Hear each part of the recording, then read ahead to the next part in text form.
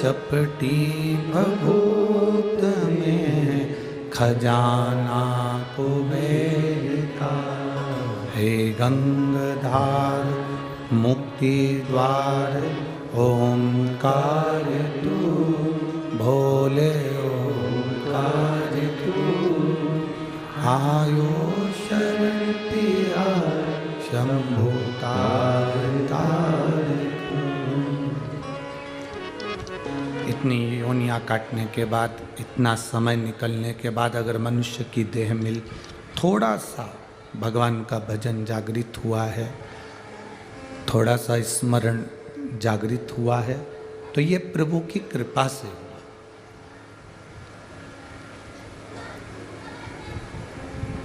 एक बात आप बताएं, आपके घर की अलमारी कपड़े से फुल है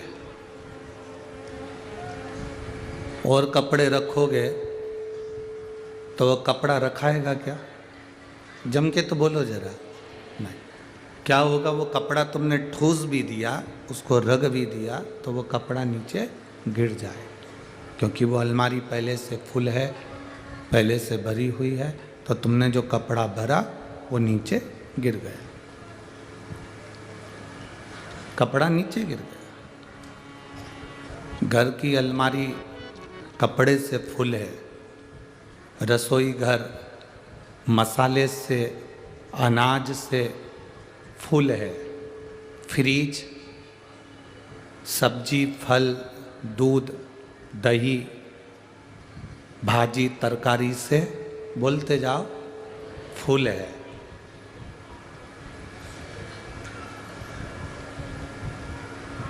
फ्रिज भी फुल है, रसोई घर भी फुल है,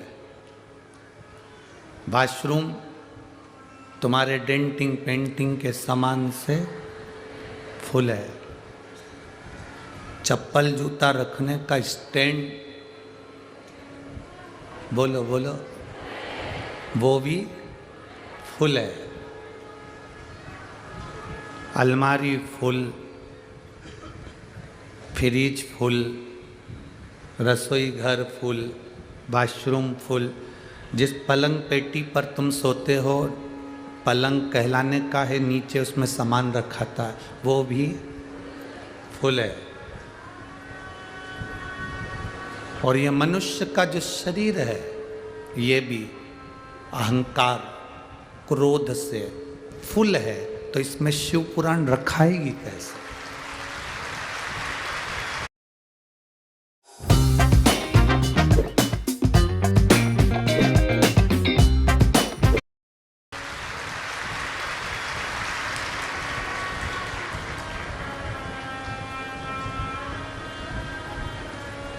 जिसकी अलमारी खाली है उसमें कपड़े जम सकते हैं, फ्रिज खाली है तो तुम फल रख सकते हो, वॉशरूम खाली है तो तुम उसमें कपड़े कहीं पर भी रख सकते हो, अपनी पसंद का साबुन भी रख सकते हो।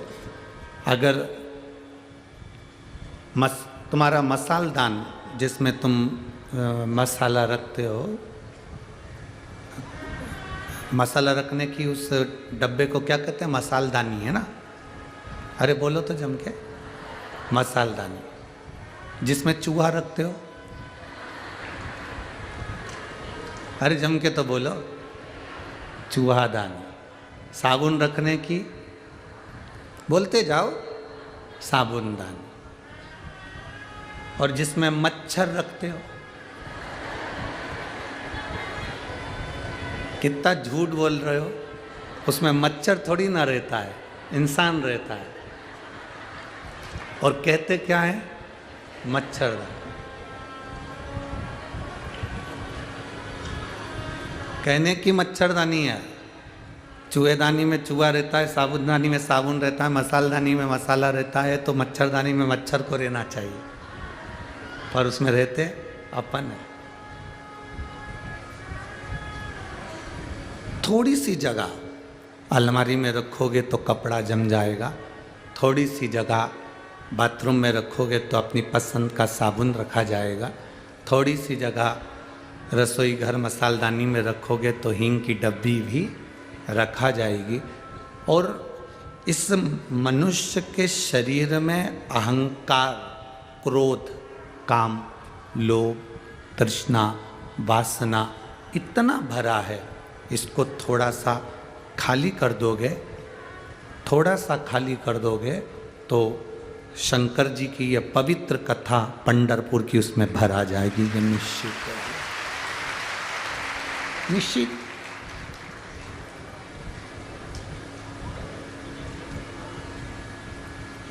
अहंकार को बाहर छोड़ के जाओ, बाहर। कभी कभी मंदिर में जाते हो तो चप्पल बाहर रह जाती है। किसी ने पूछा ये चप्पल बाहर क्यों रखी जाती है? हम कहते हैं चप्पल ये सीख देती है कि तुम्हारे भीतर भगवान को लेकर अंदर प्रवेश करो, बाहर की जो आसक्तियां हैं, वासना है, तृष्णा है, लोभ है, अहंकार है, वो सब बाहर छोड़ दो।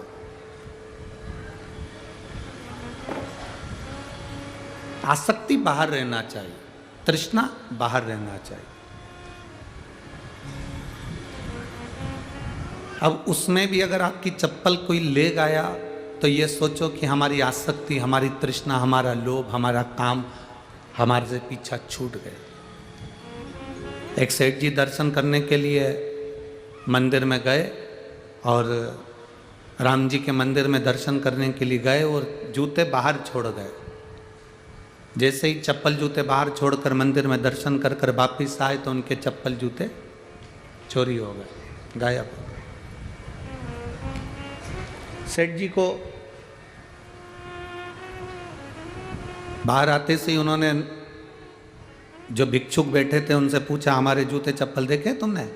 कहे सेठ जी हमने तो नहीं देखे, हम तो राम जी को देखें कि तुम्हारा जूता चप्पल देखे।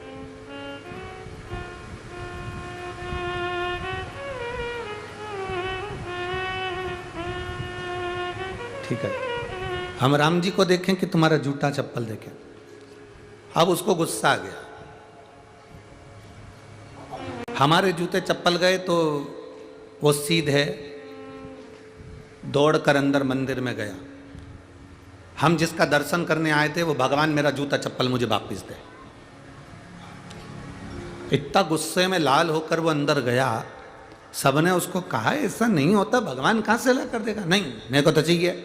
और जो अंदर गया, अंदर जाके जो राम जी का दर्शन किया, दर्शन करते से वापस बाहर आ गया। बाहर वालों ने पूछा तू तो इतने जोश से अंदर गया था चप्पल जूते लेने के लिए, फिर क्यों नहीं लेके आया?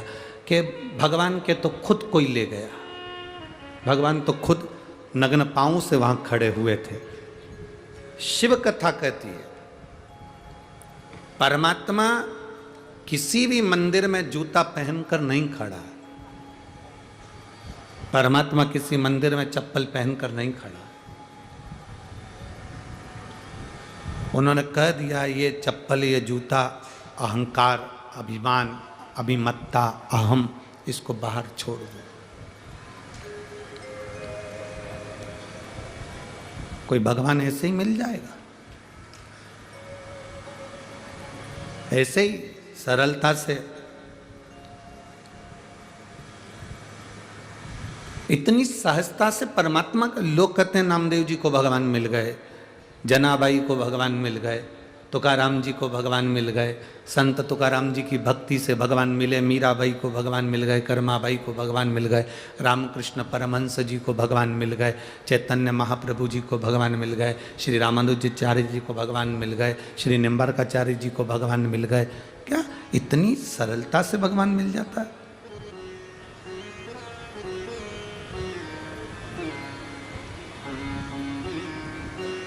आज आप लोग एक कथा अपने घर में, श्रीमद् भागवत हो, तुम्हारे घर में अगर भागवत जी रखी हो तो वेद व्यास जी की, गीता प्रेस गोरखपुर की श्रीमद् भागवत को पढ़ना। देवऋषि नारद ध्रुव महाराज की भक्ति को देखकर ईर्ष्या कर गए।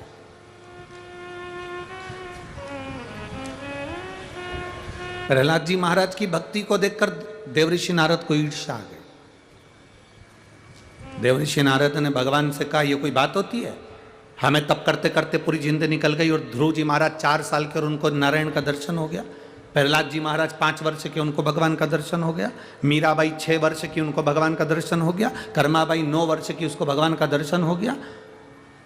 रामकृष्ण परमहंस जी 12 वर्ष के, उनको भगवान का दर्शन हो गया। नामदेव जी 8 वर्ष के, उनको भगवान का दर्शन हो गया। संत तुकाराम 3 वर्ष के, उनको भगवान का दर्शन हो गया। जनाबाई 7 वर्ष की, उनको भगवान का दर्शन हो गया।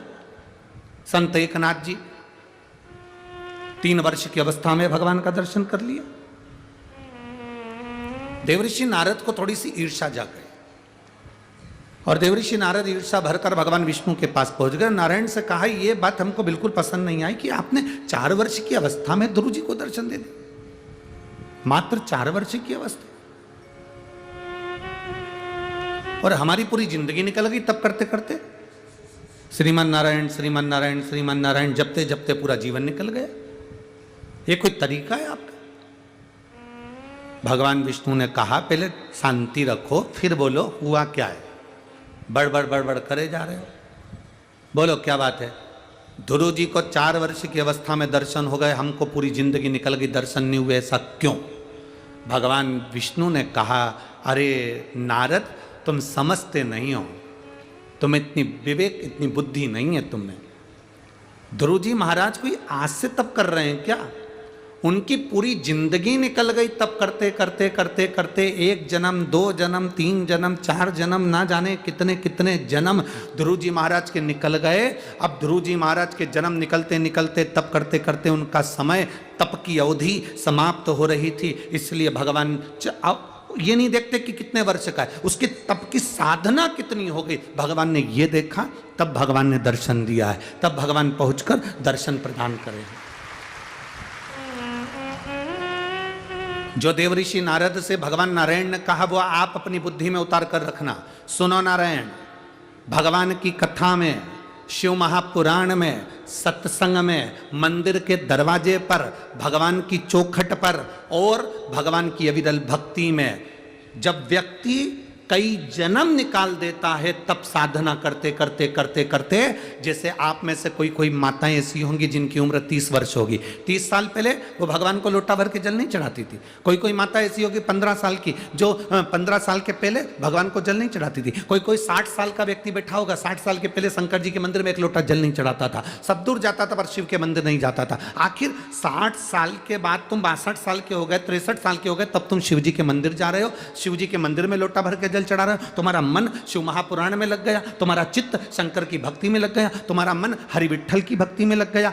जरा विचार करो, ऐसा क्यों हुआ? जो 40 साल में नहीं हुआ, जो 20 साल में नहीं हुआ, जो 30 साल में नहीं हुआ, आज तुम्हारा मन शंकर जी के मंदिर जाने का करता है, 1 लोटा जल चढ़ाने का करता है, वो क्यों? तो भगवान नारायण ने कहा, नारद, जब व्यक्ति की तप साधना होते होते होते होते समय बीत जाता है, तब वो जब शिव महापुराण की कथा में जाकर बैठ जाए, मेरे मंदिर तक आ जाए, मेरी सेवा में लग जाए, तो समझ लेना कि उसकी हजारों वर्ष की तप साधना पूर्ण हो गई, तो मैंने उसको दर्शन दिया।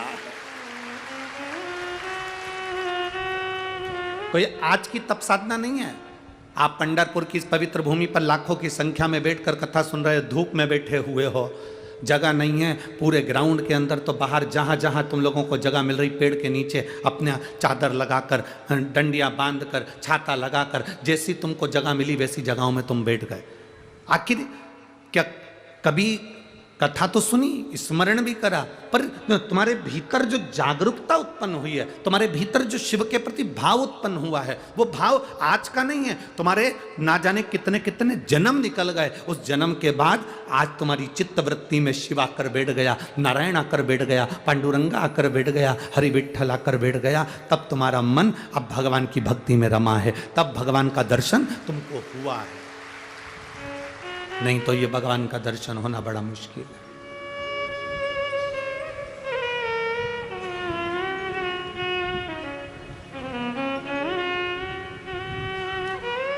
मेरे बाबा दया करना, मैं तेरे भरोसे हूँ, भोले बाबा दया करना, मैं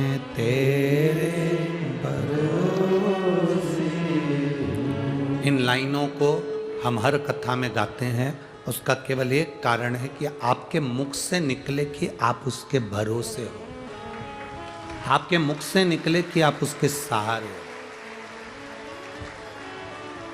कई लोग कहते हैं गुरुजी आपको और कुछ बोलना आता है कि नहीं आता, एक ही एक लाइन गाते जाते हो।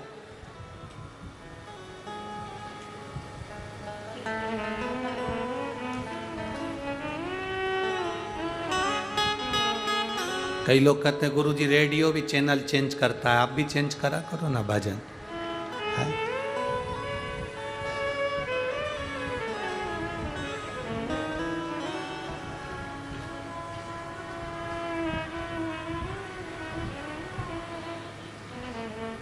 तुम्हारी सास तुलसी की फेरी लगाती थी, तुम लगा रही हो कि नहीं लगा रही हो? बोलो, जम के बोलो, लगा रहे। तुम्हारी सास सोमती अमावस्या की पूजन करती थी, तुम करते हो कि नहीं करते हो? करते। वारकरी करने वाले, वारी करने वाले यहाँ आते हैं, वारी करते करते यहाँ के हरि विट्ठल का दर्शन करते हैं। कई वारकरी ऐसे हैं जिनके दादा वारी में जाते थे, उनका बेटा वारी में जाता था, उनके बेटे का बेटा वारी में जाता था, और कई वारकरी ऐसे हैं जिनकी 8-8, 10-10 पीढ़ी निकल गई, आज भी उनका घर का व्यक्ति वारकरी यहाँ तक आता है पैदल।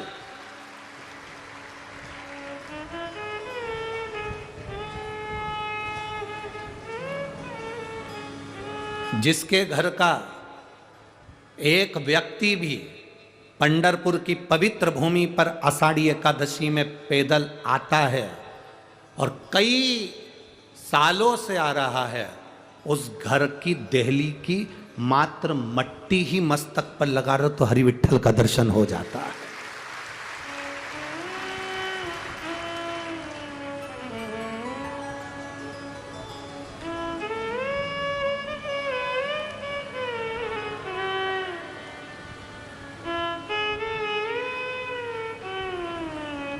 तीन हमारे गांव को बचा कर रखते हैं, तीन हमारे गांव को बचा कर रखते हैं, तीन हमारे खेड़े को बचा कर रखते हैं, तीन हमारे शहर को बचा कर रखते हैं, तीन हमारे प्रदेश को बचा कर रखते हैं, और तीन हमारे भारत को बचा कर रखते हैं। वो तीन कौन? पहले नंबर का वारकरी, संत, साधु, वैष्णव। दूसरे नंबर का पतिव्रता धर्म का पालन करने वाली सती नारी, और तीसरे नंबर का हमारे गांव में बिना कपट, निष्कपट के भजन करने वाला वो कीर्तनी, वो सत्संगी, वो भजना वाला। इन हमारे गांव को बचा कर रखते हैं। तुम्हारा गांव में अगर सदूर कोरोना आया, तुम्हारे गांव में अगर कोरोना आया और तुम बच कर निकल गए, समझना कि तुम्हारे गांव में कोई सती नारी रहती होगी, कोई वारकरी रहता होगा, कोई भजन करने वाला, कोई वैष्णव रहता होगा, कोई संत, कोई साधु रहता होगा, जिसकी भक्ति का बल इतना प्रबल है कि रोग और बीमारी भी दूर हट जाती है।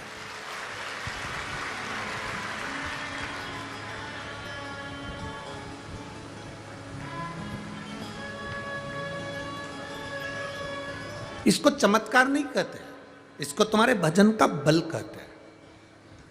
संत नामदेव जी कुएं के सामने जाकर बैठकर कुएं में से पानी उफान आकर और नामदेव जी की प्यास बुझा दे, तो इसको क्या चमत्कार कहोगे?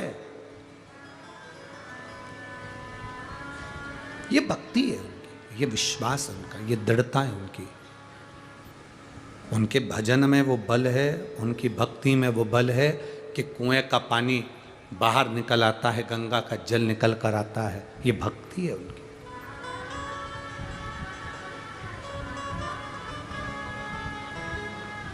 बिना भक्ति के भगवान मिला किसको है?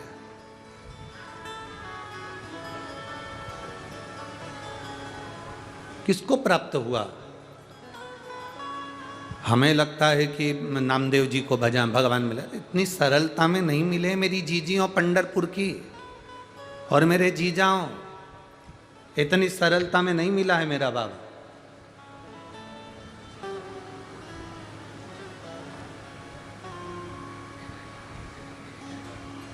कितना कितना समय निकाल दिया, कितना समय।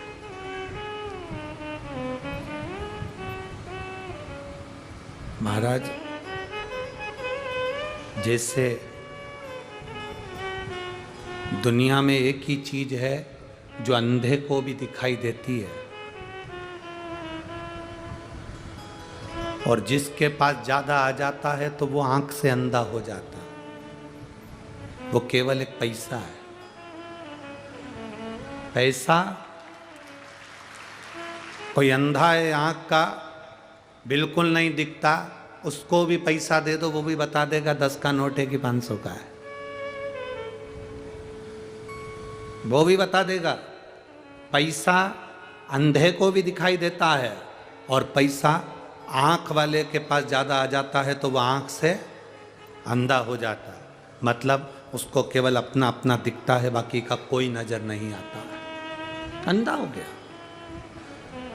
जैसे अंधे को पैसा समझ में आ जाता है कि ये पैसा 500 का नोट है कि 100 का नोट है कि 10 का नोट है कि 5 का नोट है कि 50 रुपए है कि 20 रुपए है, ये उसको मालूम है।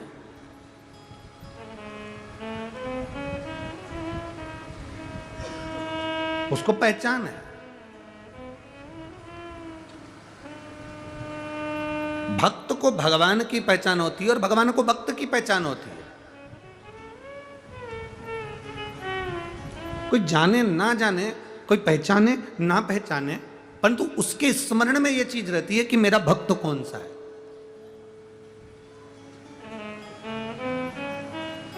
चंद्रभागा नदी का स्नान करने के लिए सब आते हैं।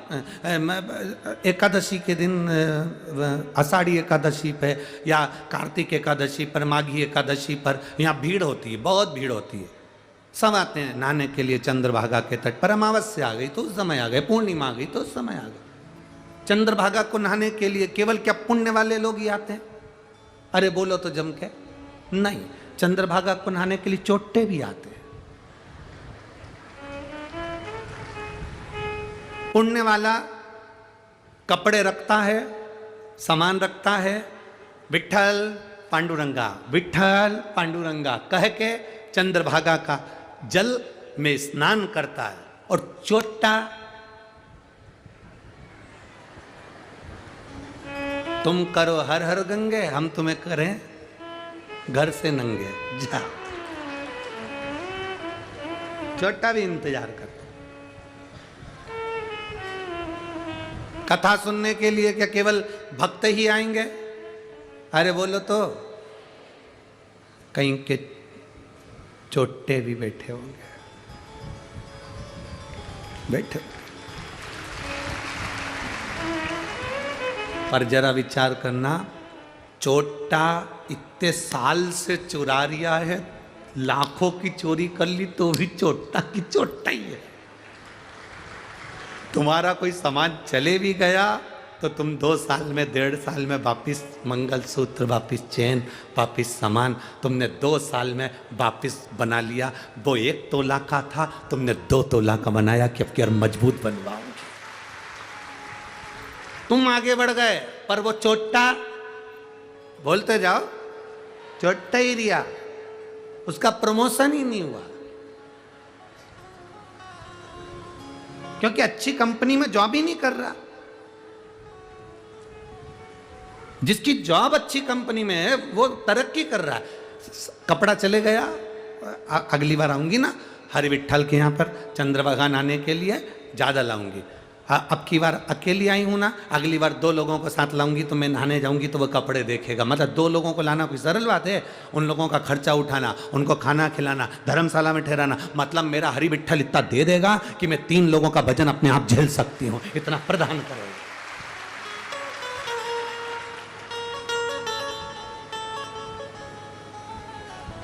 केवल पुण्य वाले ही नहीं, पापी भी जाते हैं।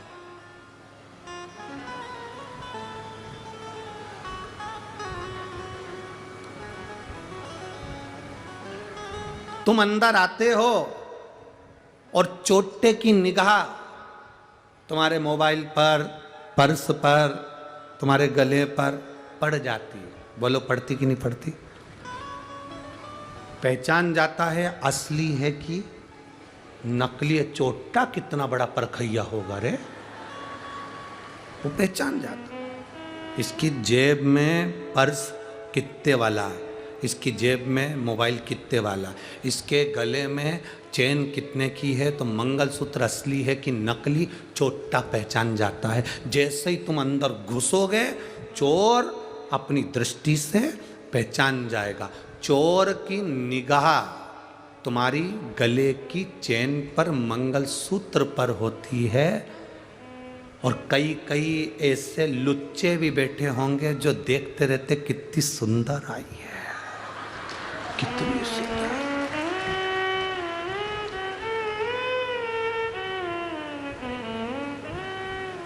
चोटे की निगाह तुम्हारी चेन पर है, लुच्चे की निगाह तुम्हारी सुंदरता पर है, और महादेव की निगाह अपने भक्त पर है।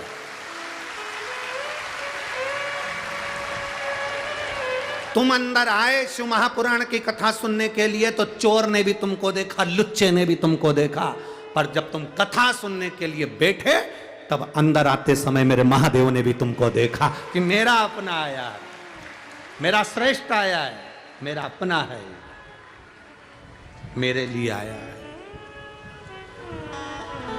ये मेरे लिए पहुंचा। और जब बस निवेदन इतना है कि आपकी भक्ति कम ना हो, इसलिए हम हर रोज़, कल परसों के दिन भी कहा था, वो तो हम यहाँ पंढरपुर की कलेक्टर महोदय को और एसपी महोदय को, यहाँ के कमिश्नर को, यहाँ के पुलिस प्रशासन को धन्यवाद देते हैं जिन्होंने पहले दिन ही चोटों को पकड़ लिया था। धन्यवाद, बहुत बहुत साधुवाद। यहाँ के प्रशासन को हम धन्यवाद देते हैं इस चीज़ के, बहुत बहुत साधुवाद। भक्ति, इसलिए आप लोगों से कहते हैं कोई कीमती सामान लेकर मत आओ, क्योंकि मेरे मालिक से बड़ा कीमती कोई नहीं है। शंकर जी से बड़ा कीमती कौन होगा? है?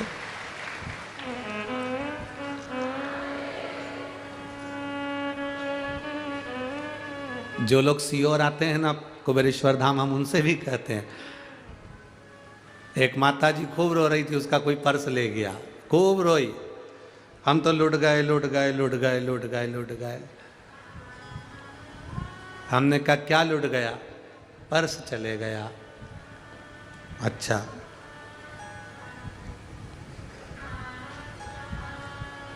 कोई बात नहीं।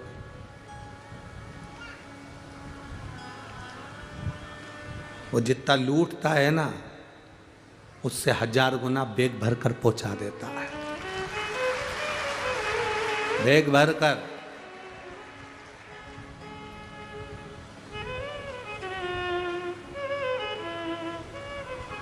आप लोगों के स्मरण में होगा, कुबेरेश्वर धाम पर जो रुद्राक्ष उत्सव होता है, उस रुद्राक्ष उत्सव में कई लोग आते हैं, कई लोगों के पास में टिकट चला जाता है या बैग चला गया, या हम तो मना करते हैं कोई चीज़ लेकर मत आओ, कीमती सामान लेकर मत। किसी का चले गया, उसके बाद टिकट भी नहीं होता,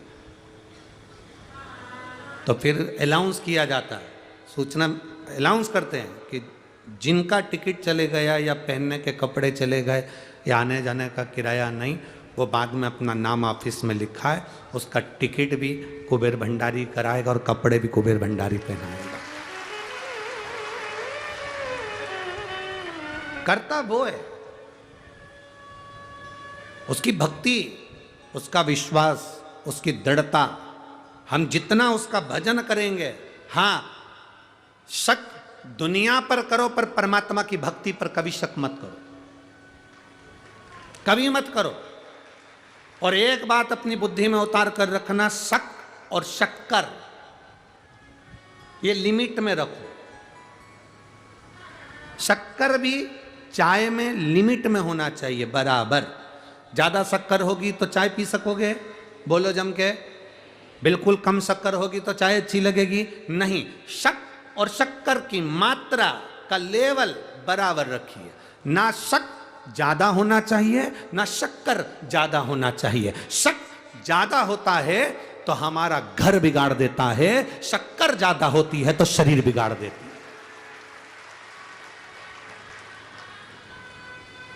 जब शक ज्यादा होगा तो हमारा घर बिगाड़ देगा। किसी ने कह दिया तेरी सास ऐसी है, शक करना चालू कर दिया, जरूर मेरी सास मां गई थी ना तो वहां से कुछ करवा के लेकर आई होगी, मेरी सास अभी पंढरपुर गई थी ना वहां से कुछ लेकर आई होगी, मेरी सास वहां गई थी ना वहां से कुछ लेकर आई होगी। बस शक भराता गया। ननन ने ऐसा कर दिया। हम कई जगह चले जाते हैं, कई जगह पर जाकर कोई घूमता रहता है, उससे पूछते रहते हैं माता जी बता दो, पिताजी बता दो, हमारे यहाँ क्या हो गया। उसने कह दिया तेरे पड़ोसी ने तेरे ऊपर कुछ कर दिया, किसी ने कह दिया तेरी दुकान बांध दी, किसी ने कह दिया तेरे ऊपर विद्या कर दी, किसी ने कह दिया तेरे ऊपर काल घुमा दिया, किसी ने कह दिया तेरे ऊपर कोई ने ऐसा कर दिया, कोई ने भूत लगा दिया, प्रेत लगा दिया। ना ना ना, शिव महापुराण की कथा कहती है शंकर भगवान को एक लोटा जल चढ़ाने वाला के ऊपर ना तो कभी भूत लगता है, ना प्रेत लगता है, ना चुड़ैल लगती है। शंकर भगवान पर एक लोटा जल चढ़ाने वाला हमेशा सुखी रहता है। क्यों? क्योंकि ये भूत चुड़ैल सब शंकर जी के पास रहते हैं। जो पहले से उनके ऊपर चढ़े हो वो तुम पे क्या खाद चढ़ेंगे? जबरदस्ती दुनिया के लोग भर्ती में तुम्हारे को भ्रम में कह देते हैं तेरे ऊपर भूत लगा दिया, उसने तेरे ऊपर विद्या कर दी, उसी ने ऐसा कर दिया, तेरी दुकान बंद हो गई, चलती हुई दुकान बंद हो गई। चलती हुई दुकान क्यों बंद हुई? किस लिए बंद हुई? तुम्हारे कारण बंद हुई। शिव महापुराण की कथा कहती है अच्छी दुकान चल रही थी, बंद क्यों हुई? तुम्हारे कारण हुई। क्यों? क्योंकि कीचड़ और लीचड़ इन दोनों से दूर रहना चाहिए।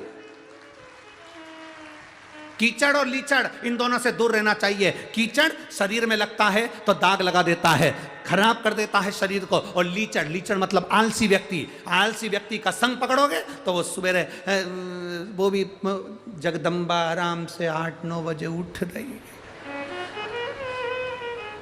पति कह रहा चाय ला दे, बिना नहाए रसोई घर में चालू करके 8:30 बजे जब जगदम्बा उठ के चाय बनाएगी, 9:30 बजे भेरू ब्रश करेगा, 10:30 बजे नाश्ता चलेगा, 10:30 11 बजे नौकर को चाबी दे दी तो खोल लेना, 11 बजे आराम से साहबजादे दुकान पर पहुँचे और सोच रहे हैं कि मेरी दुकान क्यों नहीं चल रही। नौकर ने उसी दुकान के 2 चौराहे छोड़कर एक दुकान डाल ली और यहाँ के सारे ग्राहकों को वही भेज दिया। कीचड़ और लीचड़ इनसे बचकर रहना।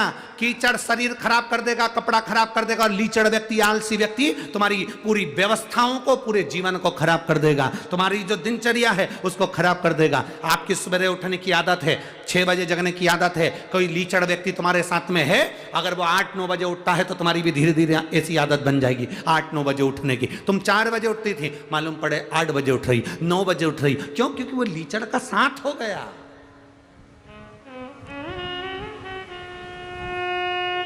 और दोस्त दूसरे पर दे रहे, माता जी बता दो हमारी दुकान क्यों चली गई। माता जी बोली तेरे पास वाले ने कराए, तेरे पास वाले। अब पास वाली से तब प्रेम था, दिवाली पे मिठाई भी भेजती थी, गुजिया भी भेजती थी, चकली भी भेजती थी, मठरी भी भेजती थी। अब उससे ऐसा हो गया, और बेचारी ने करा कुछ नहीं, पर तेरे घर के लोग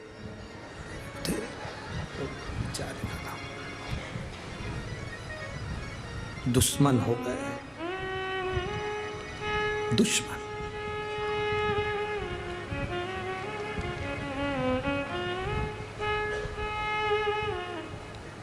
केवल एक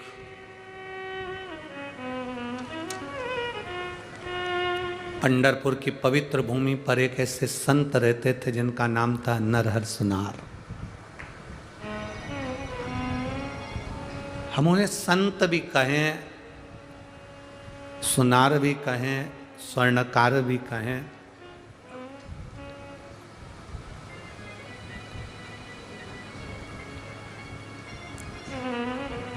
नरहर सुनार की एक बेटी थी जिसका नाम था मालू। क्या नाम था?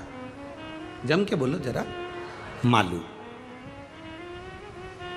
नरहर सुनार की बेटी जब 14 वर्ष की हुई, 14 वर्ष की नरहर सुनार की जब बेटी 14 वर्ष की हुई,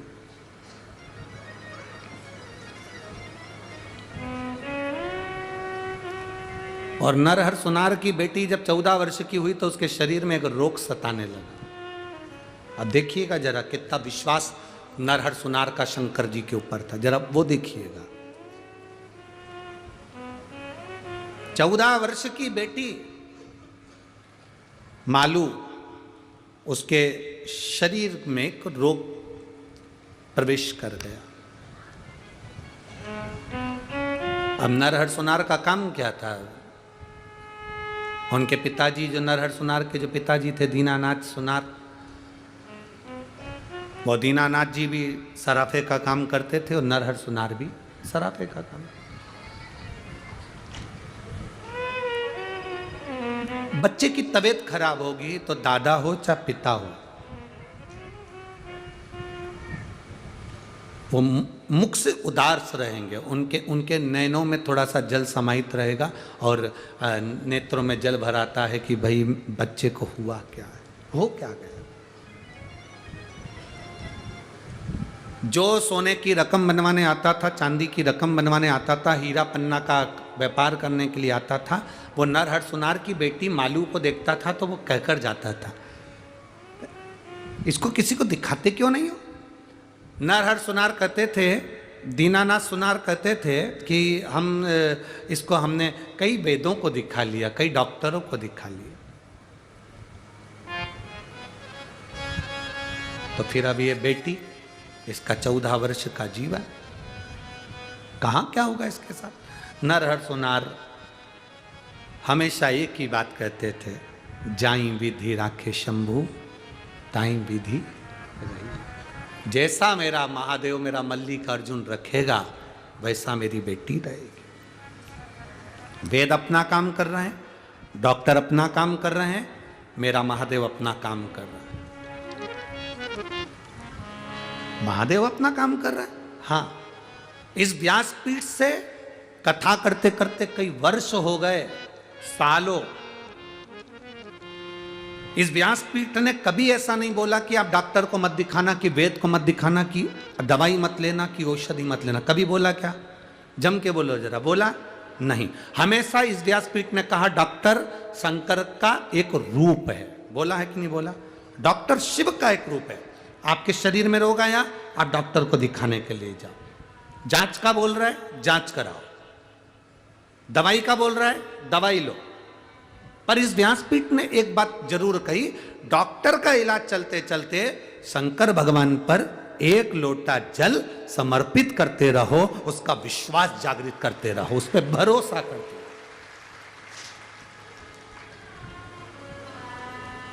जो नरहर सुनार ने कांट स्लीप, इसीलिए ये मैट्रेस नहीं।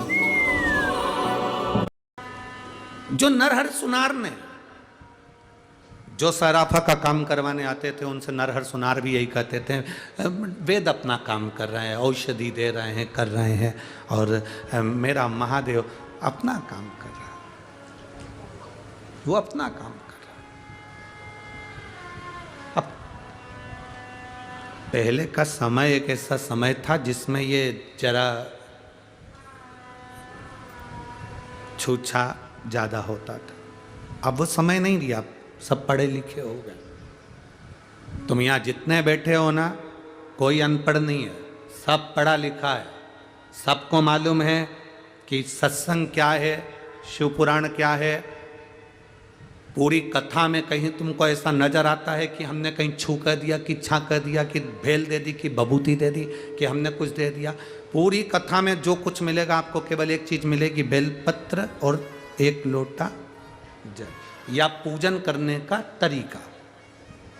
बेलपत्र कैसे चढ़ाना है, बेलपत्र में शहद लगाना है कि दही लगाना है, लाल चंदन लगाना है कि पीला चंदन लगाना है, पूजन करने का तरीका, इसके सिवा कुछ भी शिव पुराण में नहीं बताया जाता। पूरी कथा सुन लो, पहले से निकाल कर अभी तक की, यूट्यूब पे सब डली हुई है, उसमें केवल मिलेगा तो पूजन करने का तरीका। ऐसे आप अगर चढ़ाओगे तो आपको ऐसा फल मिलेगा। अशोक सुंदरी वाली जगह पे चढ़ाओगे बेलपत्र, उसका ये फल मिलेगा। आपने यहाँ चढ़ाया, उसका ये फल मिलेगा। दुर्वा चढ़ाई, उसका ये फल मिलेगा। इस व्यासपीठ ने कभी ये नहीं कहा कि आप विद्या करो या ये करो या वो करो। हमने तो आज तक ये भी नहीं किया कि आंख बंद करके तुम माला पकड़ के बैठ जाओ। बोला क्योंकि हम ही नहीं बैठ पाते तो तुम्हें काहे को बिठाएंगे।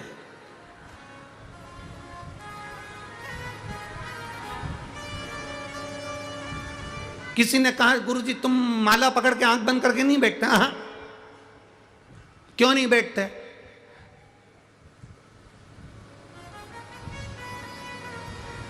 हमारे बत्तल की माला महादेव कर लेते हैं। वो आंख बंद करके बैठ गए, नेत्र बंद करके बैठ गए। अब हम उसको देख लें, उससे निगाह मिला लें, उसका दर्शन कर लें और उससे नैन मिलाते मिलाते, उससे आंख मिलाते मिलाते बैठे बैठे उसको देखते रहें। कब आंख खोलेगा? जब खोलेगा एक क्षण के लिए आंख मिल जाएगी और हमारा कल्याण हो जाएगा।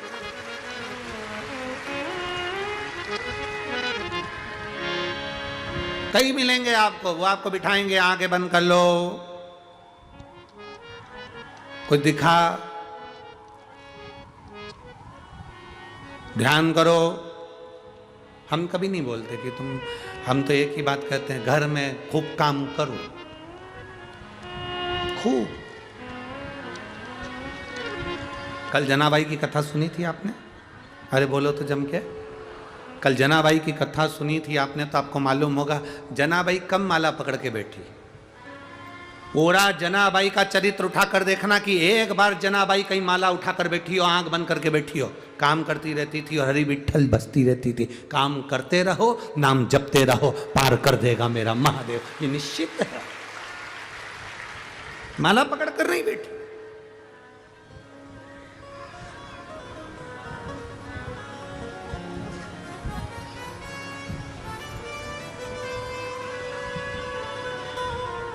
सबसे विचित्र संप्रदाय है वारकरी संप्रदाय। इसको समझना कठिन है। दूसरे संप्रदायों में तो माला पकड़कर बैठना पड़ती है, पर वारकरी संप्रदाय में तो यहाँ हरिविठ्ठल के सामने भी तानपुरा और करताल लेकर खड़े रहते हैं, पाँव में घुंघरू बांधकर कि बजता रहे, भजन चलता रहे। यहाँ बैठने का काम ही नहीं है, यहाँ तो भजन का काम है। आज भी हरिविठ्ठल के मंदिर में लोग फुगड़ी खेलते हैं। अब मैं लोगों से कहूं माला पकड़ के बैठ जा, तो कोई नहीं बैठेगा। खेल फुगड़ी, खेल फुगड़ी।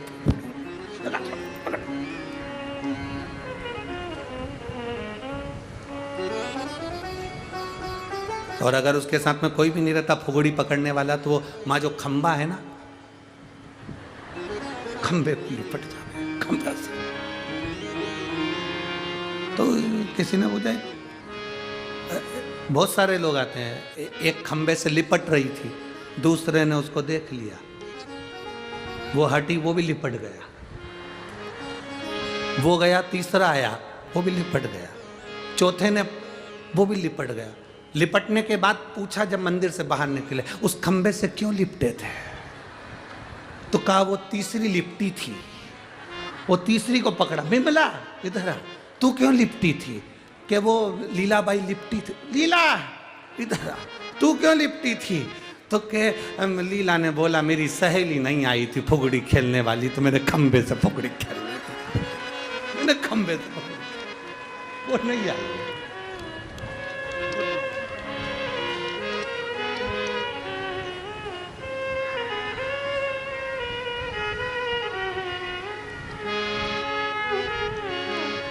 अरे भाई, भजन चित्त, मालू की तबीयत बेकार।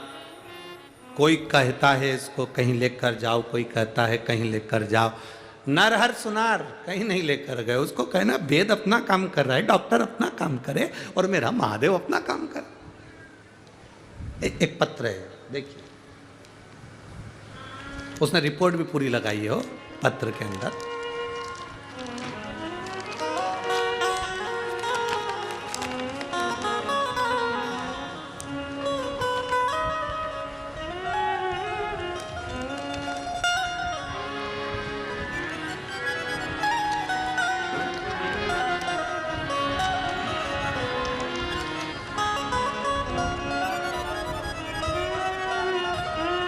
सारिका सुरेश पाटिल, मेरा गांव बरानापुर,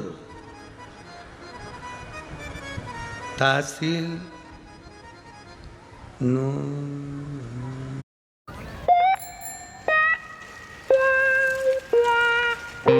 हाय अनु, क्या देख रही हो? घंटा घर का साया। हैं? हाँ, कुछ बोरिंग देखने को आपकी भी आंखें तरस जाएंगी। पूछो कब? फेसबुक वॉच पे धमाल वीडियोस देखने के बाद, जहां आपकी दुनिया आप तक वही वीडियोस पहुंचाए जो लाइक।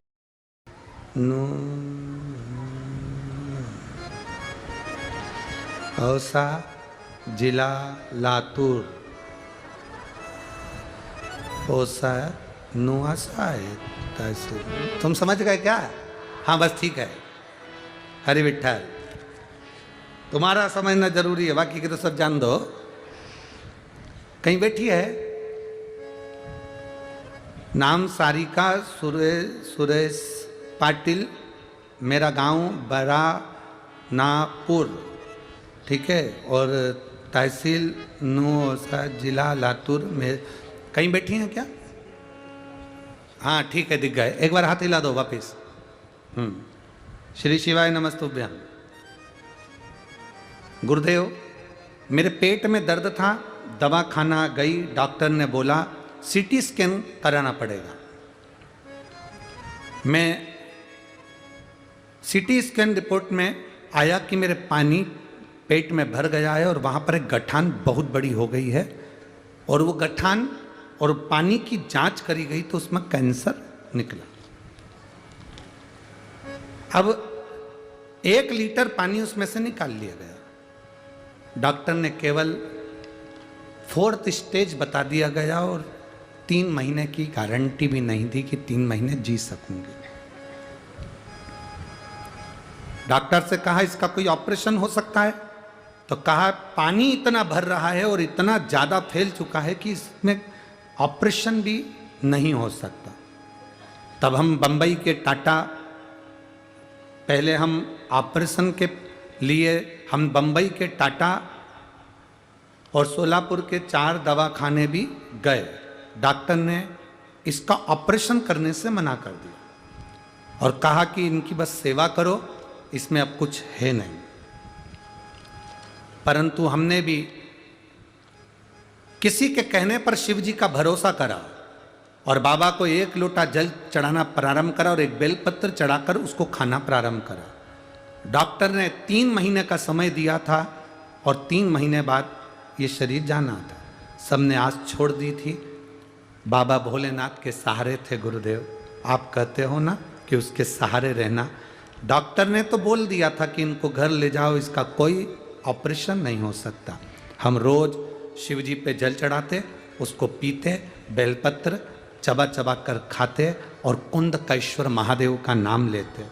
आज मैं बाबा को धन्यवाद करने के लिए आई हूँ। जब हमारे 2 महीने निकल गए, हम फिर वापिस जांच कराने के लिए गए तो बाबा की कृपा से जांच नॉर्मल आई और मेरी रिपोर्ट भी अच्छी आई। आज मैं बाबा की कृपा से यहाँ खड़ी हूँ और बाबा की कृपा से यहाँ पहुँची हूँ। मैं बाबा को धन्यवाद देती हूँ। मेरे दोनों फोटो लगा रही हूँ जब मेरे को शरीर में ज़्यादा कष्ट हो गया था उस समय का, और एक अब मैं ठीक हो गई हूँ उस समय का। दोनों फोटो हैं। और जहाँ आप खड़े हैं एक बार वहीं पर हाथ हिला दें। श्री शिवाय नमस्तुभ्यम। जांचें भी पूरी लगाई गई है। शिव तत्व, आपका भरोसा, आपका विश्वास, आपकी दृढ़ता, सारी समस्या का हल 1 लोटा जल। शिव तत्व को प्राप्त कर भजन में चित्त को लगाइए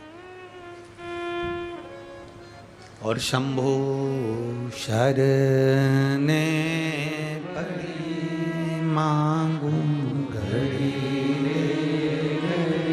दुख काटो दया करीन दर्शन। वेद अपना काम करे, डॉक्टर अपना काम करे, तुम अपना काम करो। तुम्हारा काम क्या है? एक लोटा जल लेकर भगवान शिव के मंदिर जाना। कल शाम को कोई मिलने के लिए आए थे, तो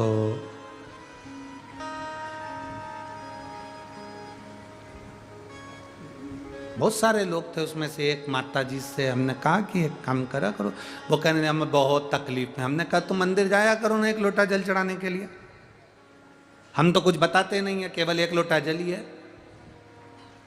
अब गुरु जी मंदिर बहुत दूर है। अच्छा, हमने कहा ब्यूटी पार्लर।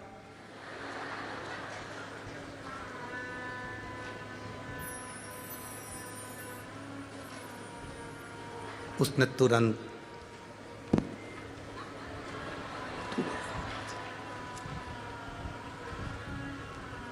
अच्छा, एक तो लोग हमसे मिलने आए और हम उनकी कथा यहाँ सुनाए तो वो बेचारी चिढ़ती भी बहुत होगी, और चिढ़ती भी बहुत होगी। अब वो कहे कि मंदिर दूर है, हम बोले पार्लर। अरे गुरु जी,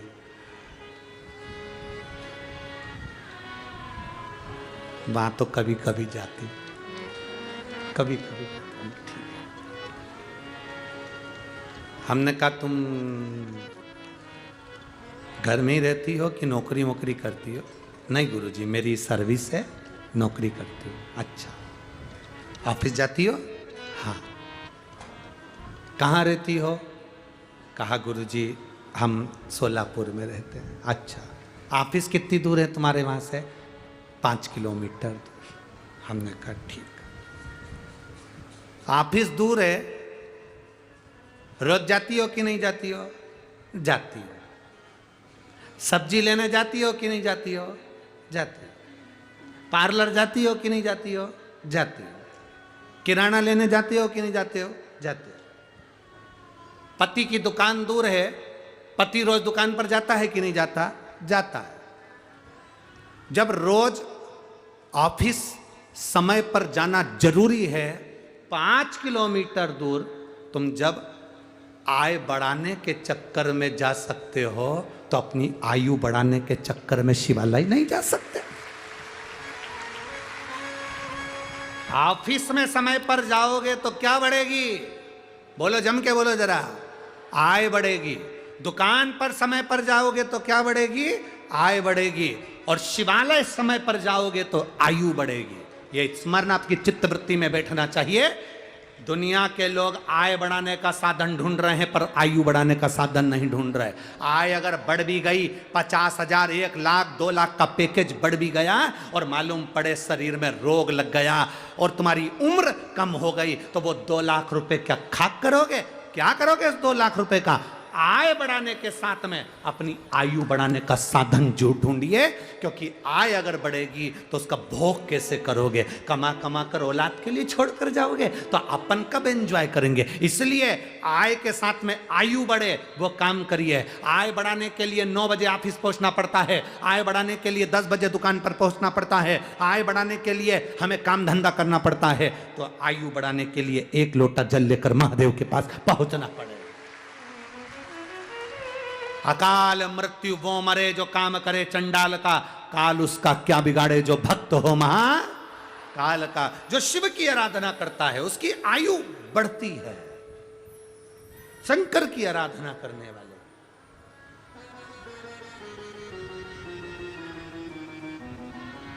हम आय बढ़ा रहे हैं, आयु नहीं। कैसे बढ़ाई जाए आय, पैसा कैसे आए, उसके तरीके ढूंढ रहे हैं।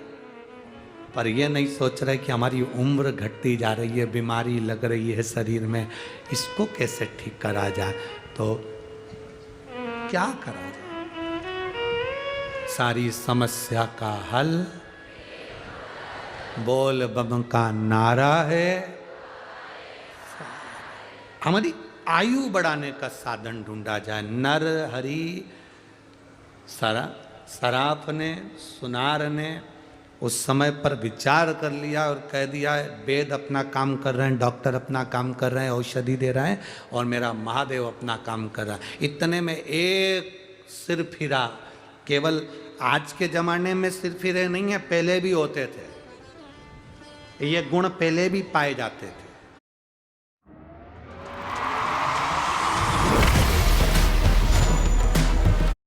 पाए जाते थे। एक सिरफिरा पंढरपुर की धरा पर, यहीं पर एक सिरफिरा आया और सिरफिरा आकर वो नरहरि सुनार की दुकान पर पहुंचा और पहुंचते से ही बोला, तुम्हारे पिताजी शंकर जी को लोटा भर जल चढ़ाते, मल्लिकार्जुन का पूजन करते, नरहरि तू भगवान का पूजन करता, तेरे घर के लोग शंकर जी का पूजन करते, नरहरि तेरी धर्म पत्नी गंगा स्वयं शंकर की आराधना करती, तेरा बेटा नारायण वो भी शंकर की आराधना करते, नरहरि तेरा भाई वो भी शिव की आराधना करता और तेरा पूरा खानदान शंकर की आराधना करता, उसके बाद भी बेटी दुख भोग रही है। सिर फिरा। तुम्हारे मोहल्ले में, तुम्हारी कॉलोनी में, तुम्हारी सोसाइटी में, तुम्हारे नगर में, तुम्हारे क्षेत्र में भी ऐसे सिर फिरे मिलेंगे। अगर तुम रोज रोज मंदिर जाओगे, थोड़ा सा दुख तुम्हारी जिंदगी में आएगा तो आकर कहेंगे क्या होता है मंदिर जाने से, इसके बाद भी तकलीफ आ रही है, पशुपति व्रत करे थे उसके बाद भी तो दुखी है, ऐसा करा था इसके बाद भी तो तकलीफ है, इसके बाद भी तो कष्ट है। उसको कह देना मेरा महादेव थोड़ी सी फाइल मोटी है, समय लगेगा, पर यह पक्का है कि फाइल निपटा वो ही देगा। एक पत्र है, एक पत्र देखिए।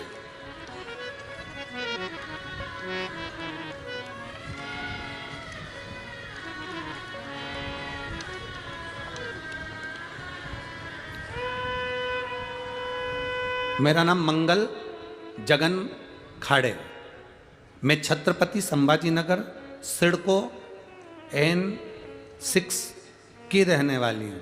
मेरा मोबाइल नंबर ये है। कहीं बैठी हैं आप ही हैं? श्री शिवाय नमस्तुभ्यम। तबीयत ठीक है? आप स्वास्थ्य ठीक है? श्री शिवाय नमस्तुभ्यम। मेरा नाम मंगल जगन खाड़े, मैं छत्रपति संभाजी नगर सिडको N6 की रहने वाली हूँ। मेरा मोबाइल नंबर ये है। पत्र आप सब लोग टीवी पर पढ़ सकते हैं, एलईडीओं पर पढ़ सकते हैं।